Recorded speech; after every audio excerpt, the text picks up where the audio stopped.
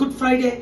Because 2000 years ago, Jesus came to this world being a God, the Son of God, died on the cross of Calvary for your sins, my sins, for the sins of all humanity that include 1 billion Hindus, 1.4 billion Muslims and the rest of the world. He's not just a Christian God.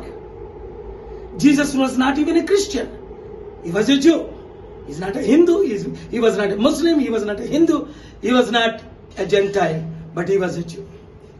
So యేసు ప్రభు 2000 సంవత్సరాల క్రిందటి ఈ లోకానికి వచ్చి మీ పాపముల కొరకు నా పాపముల కొరకు చనిపోయిన రోజు గుడ్ ఫ్రైడే.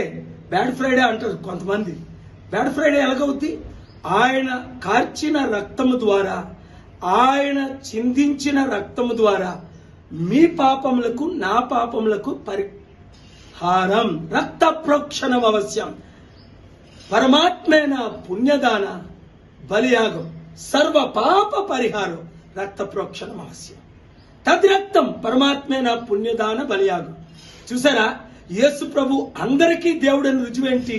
మానవులందరికీ 850 కోట్ల ప్రజలకు, 100 కోట్ల హైందవులకు, 140-50 కోట్ల ముస్లింలకు, 260 కోట్ల క్రైస్తవులకు, ప్రపంచ నాస్తికులకు కూడా.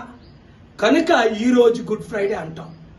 మీరు యేసుని నమ్ముకోండి, మతం మార్చకండి, రిలీజియన్ మార్చకండి, పేరు మార్చకండి.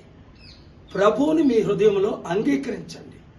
ప్రభు ద్వారా క్షమాపణ పొందండి, శాంతిని పొందండి, దీవెనల ఆశీర్వాదాలు పొందండి.